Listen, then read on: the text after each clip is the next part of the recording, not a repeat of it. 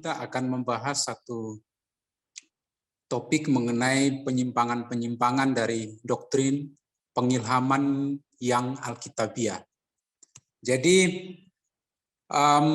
dalam pertemuan sebelumnya kita sudah membahas mengenai doktrin Alkitabiah mengenai pengilhaman. Itu pertemuan kita minggu lalu. Jadi kita sudah membahas mengenai doktrin Alkitabiah mengenai pengilhaman. Namun selama bertahun-tahun telah muncul atau sudah muncul paham-paham lain yang bertentangan dengan doktrin pengilhaman yang Alkitabiah. Nah, paham-paham lain itulah yang akan kita bahas bersama pada malam hari ini. Nah, beberapa dari paham tersebut, beberapa dari paham pengilham yang bertentangan dengan doktrin pengilhaman yang Alkitabiah itu sudah cukup mapan sudah cukup mapan, sedangkan yang lainnya agak baru. Yang lainnya sudah cukup mapan, tetapi yang lainnya sudah cukup baru. Kita akan membahasnya mulai dari yang agak baru sampai pada yang sudah mapan. Kita mulai dengan yang pertama, yaitu pengilhaman alamiah. Nah, ini pemahaman yang pertama yang bertentangan dengan doktrin pengilhaman yang Alkitabiah. Yang pertama itu adalah pengilhaman alamiah. Nah, Bapak Ibu, pandangan ini menganggap para penulis Alkitab itu adalah para jenius. Jadi pemahaman dari doktrin ini menganggap bahwa para penulis Alkitab adalah para jenius yang tidak memerlukan bantuan adikotrati maksud saya, atau sesuatu yang supranatural. Penulis-penulis Alkitab itu adalah orang-orang jenius, itu sebabnya mereka bahkan tidak memerlukan Allah untuk menulis Alkitab. Nah, selain itu ada beberapa pandangan yang seiring dengan itu. Pandangan-pandangan tersebut adalah sebagai berikut. Jadi para penulis itu sendiri menghasilkan apa yang mereka tulis, atau mereka mau mengatakan bahwa Allah tidak meniupkan kata-kata. Dengan kata lain, mereka mau mengatakan bahwa mereka menulis kitab suci itu dengan didasarkan atas sesuatu yang bukan pada doktrin pengilhaman. Jadi Allah tidak memberikan pengilhaman. Nah, pengilhaman semacam ini dapat berlaku terhadap buku-buku selain Alkitab. Tetapi garis besar antara Alkitab dan tulisan keagamaan lainnya itu tidak dilihat perbedaannya, tetapi sama saja. Sama saja. Jadi melalui pandangan ini tidak begitu jelas dan menentukan untuk bisa dipakai sebagai pembeda kualitas antara semua tulisan lainnya dengan setiap bagian dari kanon Alkitab. Jadi pandangan ini, kalau kita menganut pandangan ini, kita tidak dapat menentukan sesuatu yang jelas di antara perbedaan antara buku-buku lainnya dengan Alkitab. Nah, seandainya pandangan ini benar, mengapa orang-orang jenius zaman sekarang atau setelah penyataan khusus melalui Alkitab itu sudah selesai, tidak pernah ada orang-orang jenius yang menghasilkan buku-buku yang setara dengan Alkitab. Jadi jelas sekali bahwa melalui pandangan ini mereka sama sekali tidak mempercayai Alkitab tanpa salah atau inerensi kitab suci, Alkitab tanpa salah. Kemudian yang kedua Bapak Ibu adalah pengilhaman dinamis atau mistis. Ini yang kedua. Jadi melalui pandangan ini mereka menunjukkan posisi mereka lebih maju selangkah dibanding dengan pengilhaman alamiah. Kenapa? Karena mereka memandang para penulis lebih dari sekedar jenius. Tetapi selain jenius, mereka juga dipenuhi oleh Roh Kudus. Kelihatannya mirip-mirip ya dengan doktrin pengilhaman, karena mereka juga percaya bahwa selain penulis itu adalah orang-orang yang jenius, mereka juga dipenuhi oleh Roh Kudus. Ya, kemudian juga pengilhaman kitab-kitab dalam Alkitab tidaklah berarti bahwa kitab-kitab itu dibuat atau ditulis dengan cara berbeda secara umum dengan buku-buku Kristen yang bermutu. Sampai di sini kita belum terlalu melihat apa yang berbeda dari doktrin pengilhaman, tetapi mereka tujuannya mau mengatakan bahwa ada begitu banyak literatur Kristen dari abad ke-5 sampai abad 12 yang sebenarnya bisa disebutkan sebagai literatur yang diilhami oleh Roh Kudus, dalam arti yang persis dan resmi dengan kitab-kitab dalam Alkitab. Jadi mereka juga mengatakan bahwa sebetulnya bukan saja 66 kitab yang diilhami, tetapi banyak sekali literatur-literatur dari abad 5 sampai abad 12 yang sama persis seperti kitab-kitab yang dalam Alkitab sebanyak 66 itu juga diilhamkan oleh Roh Kudus. Oleh karena itu, Bapak Ibu, maka karangan Kristen lainnya juga mereka anggap bahwa itu juga diilhami oleh Roh Kudus sama seperti Alkitab. Jadi kitab-kitab dalam Alkitab tidak bebas dari kesalahan. Meskipun Alkitab merupakan literatur keagamaan terbaik, bahkan bukan saja terbaik, tetapi berisi pesan dari Allah itu sendiri. Kemudian yang ketiga adalah pengilhaman bertingkat. Pengilhaman bertingkat ini artinya dalam Alkitab yang diilhami, sebagian lebih diilhami daripada bagian lainnya. Kemudian mereka juga menganggap bahwa segenap Alkitab diilhami, namun tidak sama derajatnya. Di dalam fungsi pengilhaman yang besar itu terdapat cukup banyak keragaman pengilhaman. Contohnya Yesaya atau Paulus, kitab Yesaya atau Paulus itu berbeda dengan penyusun kitab Amsal, dan juga berbeda dengan kitab Tawarik yang disusun oleh sejarawan pada waktu itu. Jadi sejarawan itu mereka mendapatkan data, jadi mereka anggap bahwa mereka memakai data itu ketika menulis kitab Tawarik. Itu sebabnya penulis kitab Tawarik tidak memerlukan kuasa adikotrati atau tidak memerlukan pengilhaman dari Allah. Cukup pakai data pada waktu itu. Itu sebabnya derajatnya berbeda. Derajatnya berbeda. Ada sebagian Alkitab yang diilhami, tetapi sebagian lainnya tidak diilhami. Kecenderungan pandangan ini sekarang sudah diganti dengan pemikiran pengilhaman sebagian. Jadi pengilhaman bertingkat sekarang sudah berganti dengan pemikiran pengilhaman sebagian.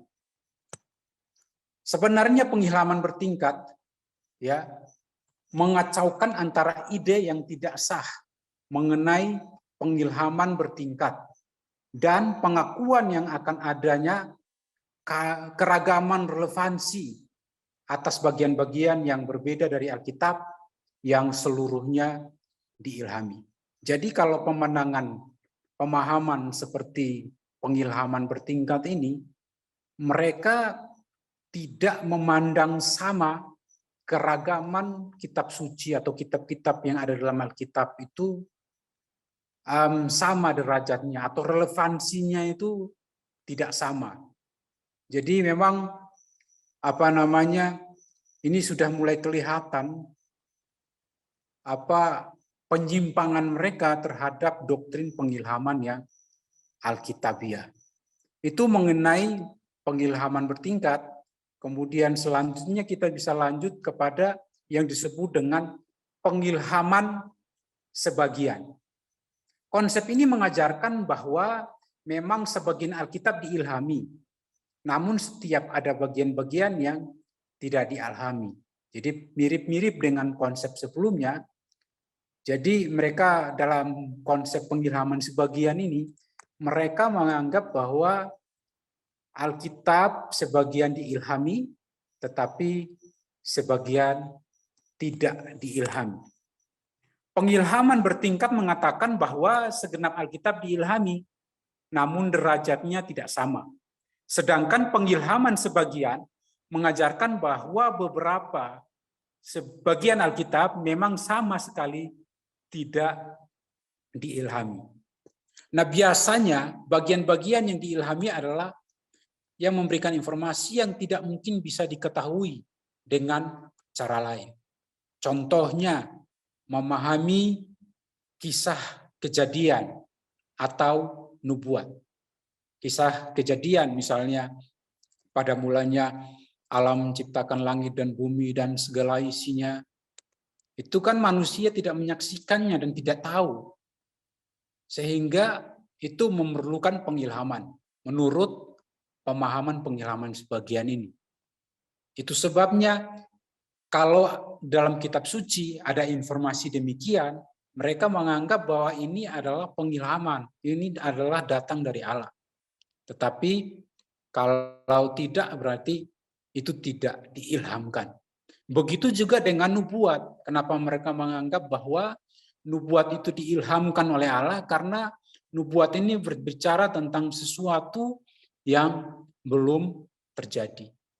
Sehingga bagian sejarah yang bisa didapat dari dokumen zaman itu tentunya tidak perlu memerlukan pengilhaman. Jadi mirip-mirip dengan pemahaman sebelumnya, tetapi Bapak Ibu bisa melihat dengan jelas ada sedikit perbedaan di antara pemahaman ini dengan pemahaman sebelumnya.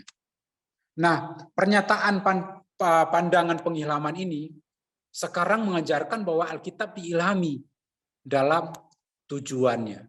Jadi diilhami dalam tujuannya, yaitu memberikan informasi mengenai sesuatu yang tidak mungkin bisa diketahui. Ini berarti bahwa kita dapat mempercayai Alkitab.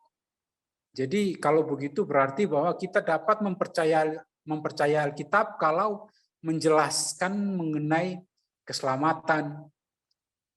Tetapi kita tidak bisa mendapatkan kesalahan dari bagian-bagian lainnya. Itu yang dikatakan oleh pengilhaman sebagian. Dalam bagian-bagian yang bertujuan supaya kita mengerti keselamatan Alkitab diilhamkan, tetapi di dalam bagian lainnya tidak perlu, menurut mereka ya. Contohnya, aku mengakui ketidakbersalahan dan ketidakkeliruan Alkitab. Sejauh Alkitab itu menggenapi tujuan Allah. Menggenapi tujuan Allah yaitu untuk memberikan kepada manusia wahyu Allah dalam kasih-Nya yang menyelamatkan melalui Yesus Kristus. Pandangan ini mengajarkan bahwa Alkitab diilhami dalam tujuannya, yaitu untuk menunjukkan kepada manusia bagaimana diselamatkan. Tetapi tidak keseluruhan isinya memberitakan mengenai atau menunjukkan kepada manusia bagaimana diselamatkan. Itu sebabnya mereka mengatakan bahwa Alkitab itu sebagian saja diilhami. Bahwa bukankah ajaran Alkitab mengenai keselamatan didasarkan atas fakta-fakta sejarah. Jadi mereka mau mengatakan bahwa Alkitab itu tidak diilhamkan kalau ada sejarahnya. Tetapi bukankah ajaran Alkitab itu memberitahu kita mengenai keselamatan itu didasarkan atas fakta-fakta sejarah. Nah, Bapak Ibu, bagaimana kalau seandainya fakta-fakta itu tidak tepat? Ya. Maka pengertian kita mengenai keselamatan bisa saja keliru menurut mereka ya. Jadi kita tidak bisa memisahkan sejarah dari doktrin dan mengabaikan kekeliruan Alkitab. Walaupun itu sedikit sekali. Walaupun itu sedikit sekali. Nah, di dalam catatan sejarah pada waktu yang sama merasa pasti bahwa bagian doktrinnya benar. Kita akan lanjut kepada doktrin selanjutnya yang bertentangan dengan doktrin pengilhaman yang alkitabiah, yaitu doktrin pengilhaman konsep.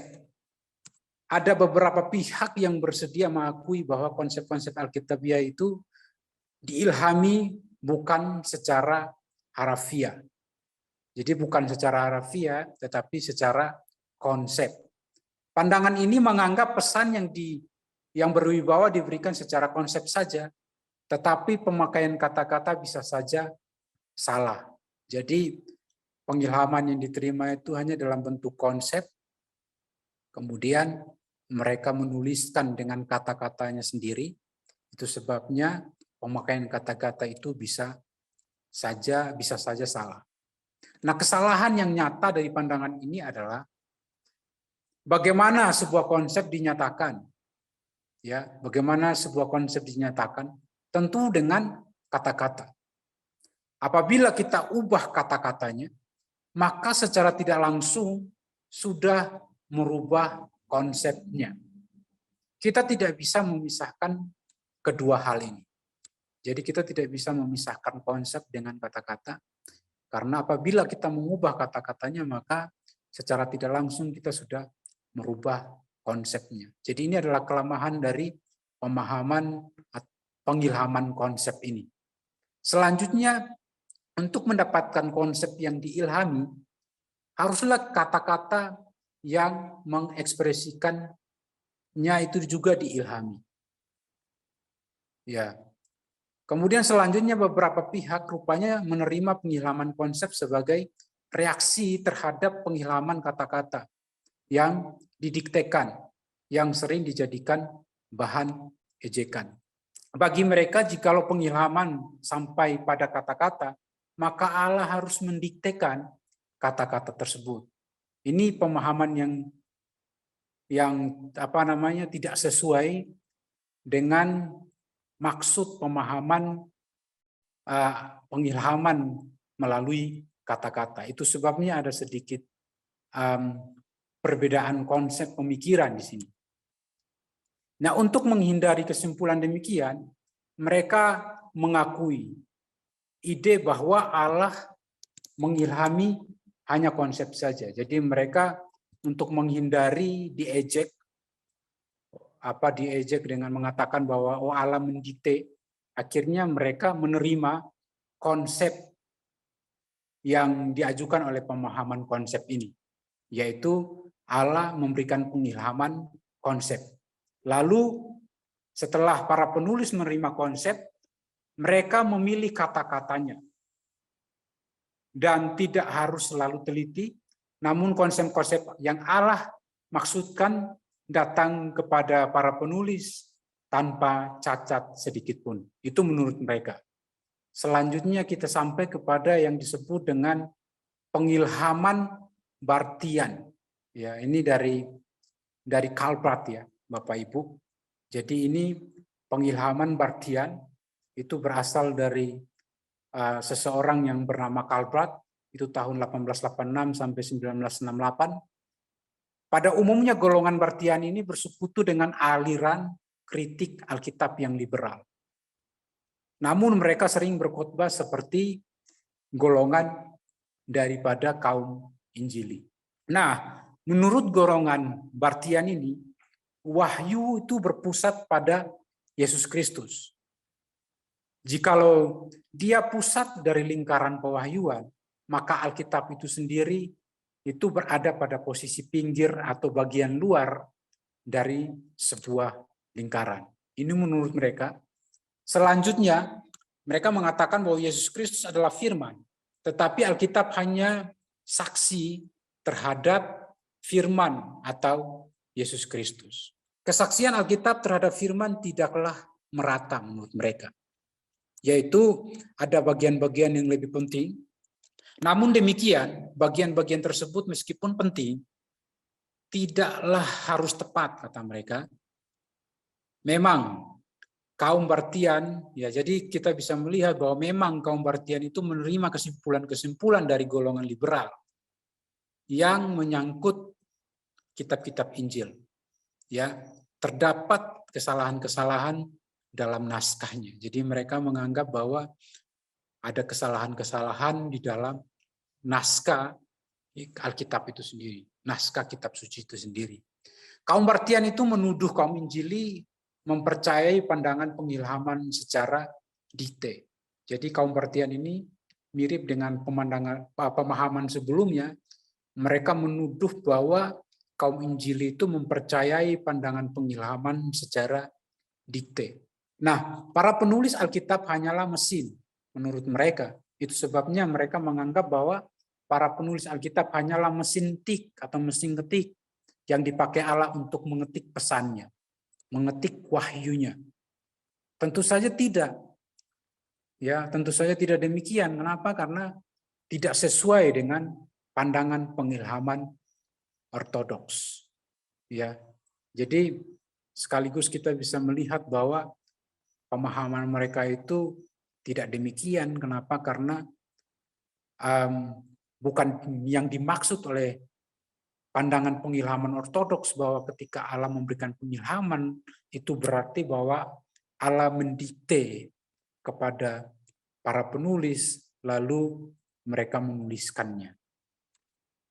Dalam penjelasan mengenai 2 Timotius 3 ayat 14 sampai 17 dan juga dalam 2 Petrus pasal 1 ayat 21, Karl Barth atau Barth, kaum Bartian ini menekankan dalam 2 bagian itu tidak ada satupun yang menunjukkan para penulis mempunyai pengalaman khusus.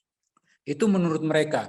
Kemudian pengilhaman kata-kata, pengilhaman kata harus dimengerti sebagai tindakan pewahyuan yang di dalamnya para nabi dan rasul dalam kemanusiaannya menjadi sebagaimana adanya. Dan dalam keadaan itu mereka dalam keadaan sebagai manusia dapat pula menjadi bagi kita sebagaimana kita sebagai manusia. Sebagaimana kita sebagai manusia yang sama dengan mereka sebagai orang-orang yang dipakai oleh Allah untuk menerima wahyu Allah.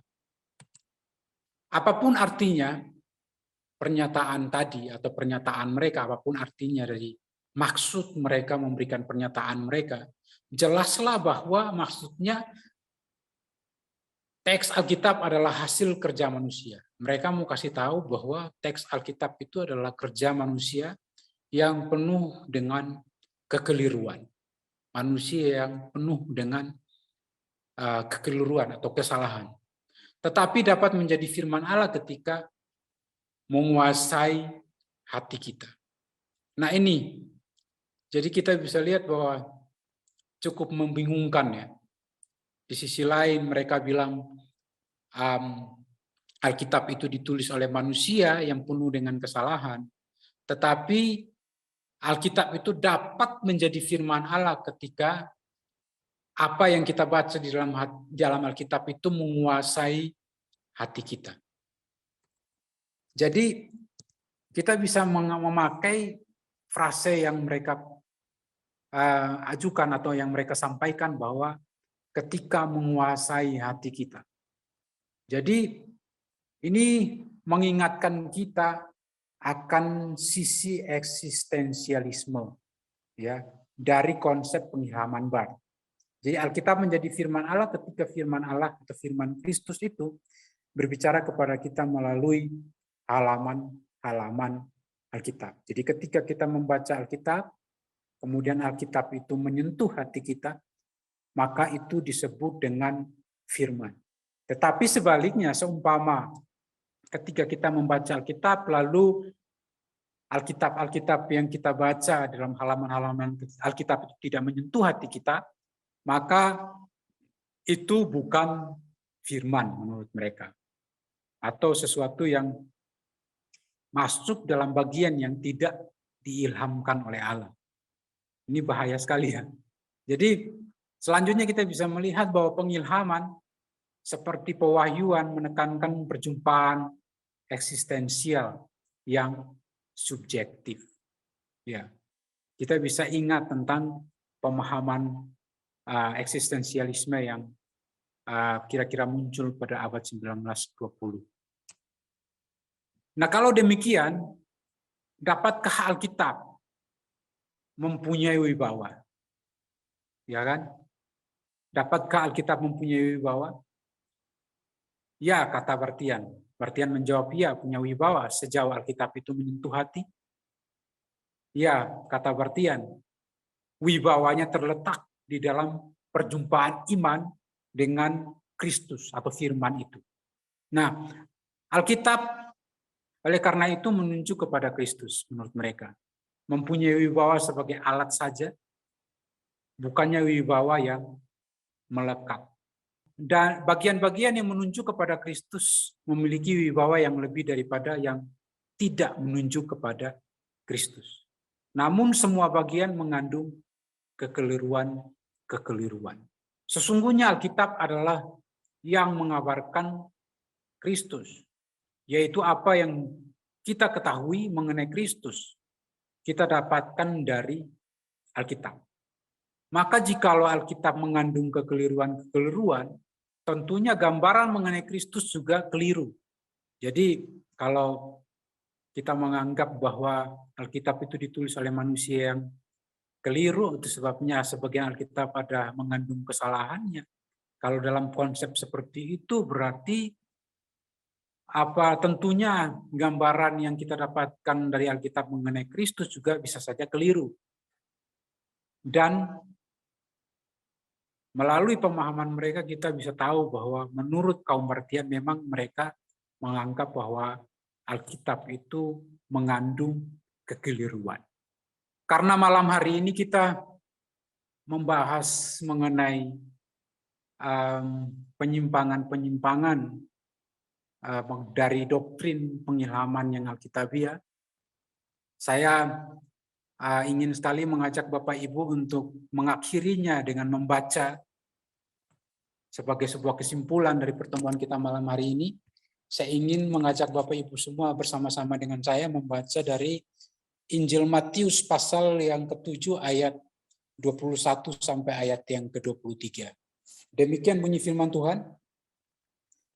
Bukan setiap orang yang berseru kepadaku, Tuhan, Tuhan, akan masuk ke dalam kerajaan sorga, melainkan dia yang melakukan kehendak Bapa-Ku yang di sorga.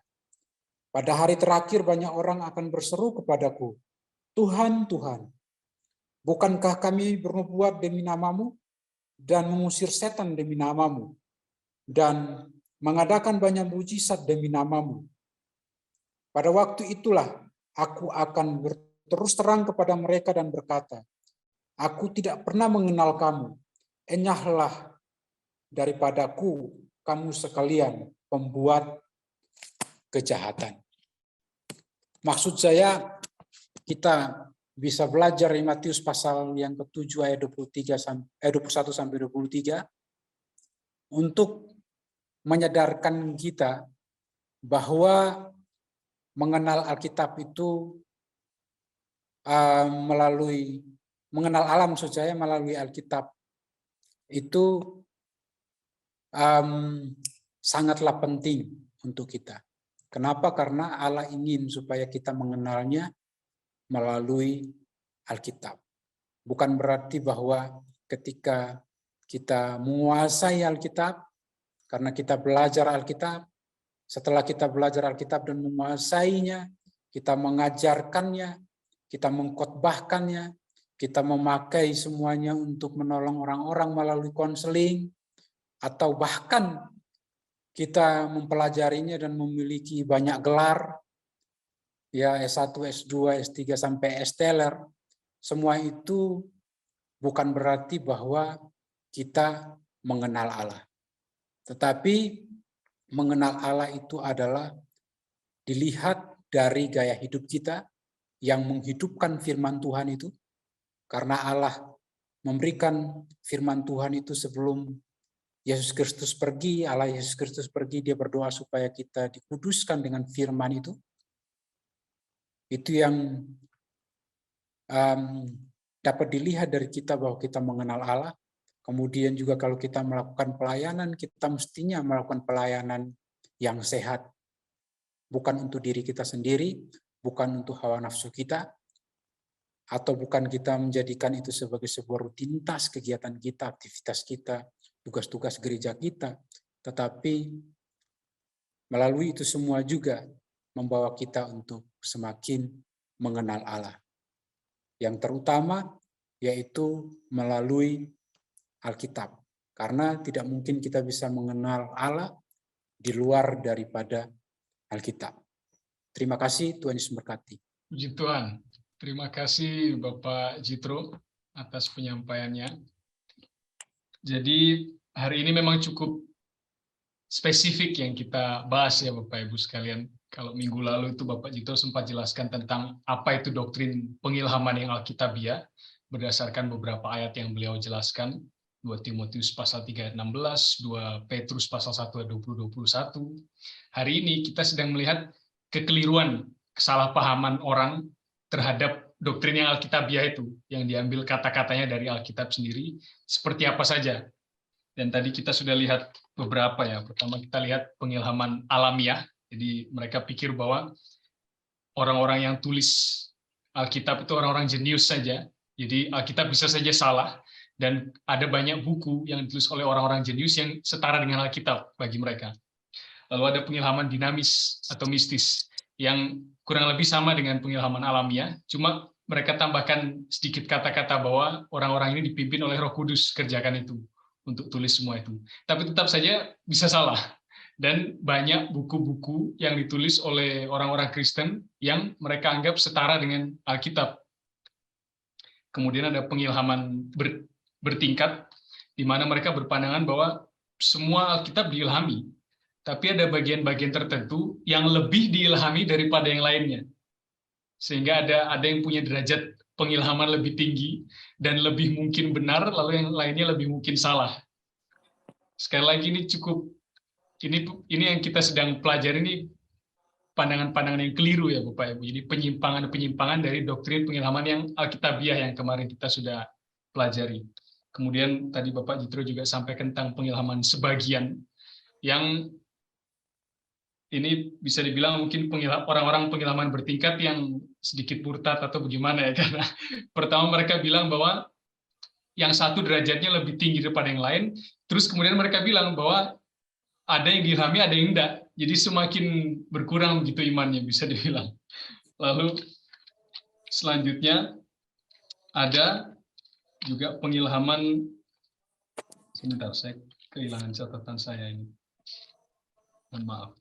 Pengilhaman konsep juga, di mana bagi mereka hanya konsep-konsep di dalam Alkitab yang diilhami, tapi bukan kata-katanya. Sehingga kata-kata yang digunakan mungkin keliru. Dan kalau kita perhatikan ya Bapak Ibu, sejak tadi semua yang Pak Jitro sampaikan itu, mereka berpandangan bahwa Alkitab bisa salah. Jadi orang-orang yang berpegang pada konsep-konsep ini, pemahaman-pemahaman yang berupa penyimpangan ini, mereka tidak percaya terhadap ketidaksalahan Alkitab. Lalu yang terakhir kita lihat tadi pengilhaman Bartian, yang pada intinya bicara bahwa Alkitab itu hanya jadi firman Allah sewaktu kita berinteraksi dengannya dan dalam tanda kutip berjumpa dengan Kristus melaluinya. Jadi satu hal yang cukup mistis atau eksistensial tadi ya, kata-kata yang Bapak Jitro gunakan. Jadi itu ada 6 ya, sekitar 6 macam penyimpangan yang ada sepanjang sejarah gereja yang dicatat dari buku yang kita sedang bahas bersama ini, Teologi Dasar oleh Bapak Charles Ryrie. Baik.